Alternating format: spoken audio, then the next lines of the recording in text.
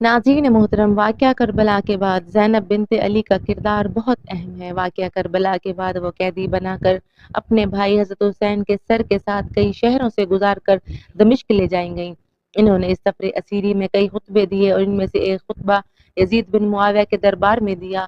इनके दीगर फसाहत और बलागत से भरपूर खुतबात की तरह इनका ये खुतबा भी बहुत मशहूर है, जिसने यजीद के दरबार पर लर्ज़ा तारी कर दिया। आज की इस वीडियो में हम ज़ैनब बिन्त अलैहिस्सलाम के इस खुतबा का जिक्र करेंगे जो इन्होंने यजीद के दरबार में यजीद के सामने दिया। यजीद की महफिल में जब बीबी ज़ैनब सलामुल्लाह अलैहा की नज़र अपने भाई के खून आलूद सर पर पड़ी तो इन्होंने जो गमनाक आवाज़ में फरियाद की जिससे सब लोगों के दिल दहल गए। आपने फरमाया कि ए हुसैन, ए महबूब खुदा, ए मक्का मना के बेटे, ए फातिमा तु ज़हरा सय्यदा निसाउल आलमीन के बेटे, ए मोहम्मद मुस्तफ़ा की बेटी के बेटे। फिर ये मारूफ खुतबा दिया जिसने दुश्मन हुसैन अलैहिस्सलाम के मकासिद को खाक में मिला दिया। रावी इस वाक़या को नकल करते हुए कहता है कि खुदा की कसम, बीबी ज़ैनब की आवाज़ में वो तमाम लोग रोने लगे जो यजीद के दरबार में बैठे हुए थे और यजीद इस तरह से खामोश बैठा हुआ था जिस तरह इसको सांप सूंघ गया हो। यजीद ने खजरान की लकड़ी लाने का हुक्म दिया। फिर यजीद ने इस लकड़ी को इमाम हुसैन के लबों और दांतों पर लगाया। अबू बरज़ा सलमी जो सहाबी रसूल थे वो वहाँ पर मौजूद थे। इन्होंने यजीद को मुखातिब करके कहा कि ए यजीद, क्या तू इस छड़ी से फर्जंदे फातिमा के दंदान मुबारक को मार रहा है? मैंने अपनी आंखों से देखा है कि पैगंबर खुदा हुसैन और इसके भाई हसन के लबों और दंदान मुबारक को बोसा देते और फरमाते कि तुम दोनों जवानाने जन्नत के सरदार हो। जो तुम्हें कत्ल करे खुदा इसको कत्ल करे और इस पर लानत करे और इसके लिए जहन्नुम को आमादा करे, और बेशक जहन्नुम बहुत खराब जगह है। यजीद गुस्से में चीखने लगा और हुक्म दिया कि सहाबी रसूल को बाहर निकाल दो। यजीद ने जब हजरत इमाम हुसैन के दंदान और होंठों पर छड़ी फेर कर बेहुरमती की और फखरी इशहार पड़े तो ज़ैनब बिन्त अली से रहा न गया। इन्होंने खड़े होकर वसी खुतबा फरमाया, यजीद की तहकीर और मजम्मत की, अहले बैत की शान बयान की और लश्कर यजीद के मुजालिम बयान किए।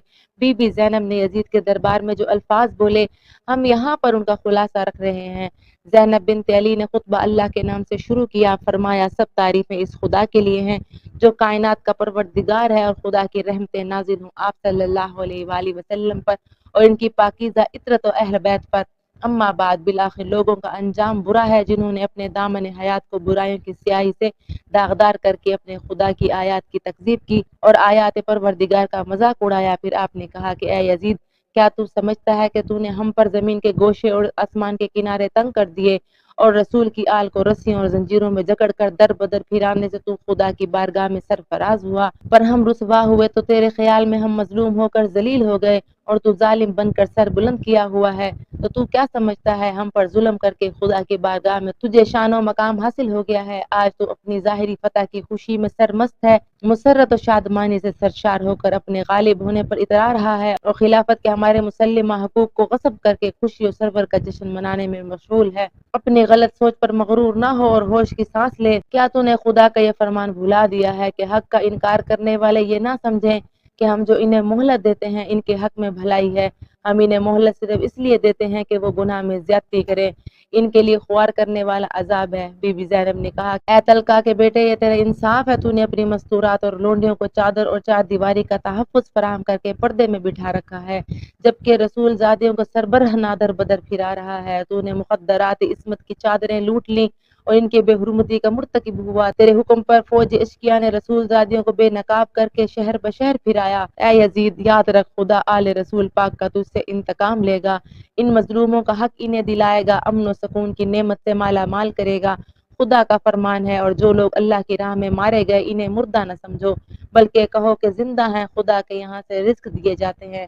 इन्हें अफसोस इस बात पर है कि शैतान के हमनवा और बदनाम लोगों ने रहमान के सिपाहियों और पाकबाज लोगों को तहतीक कर डाला और अभी तक इस शैतानी टोले के हाथों में हमारे पाक खून के कतरे टिपक रहे हैं।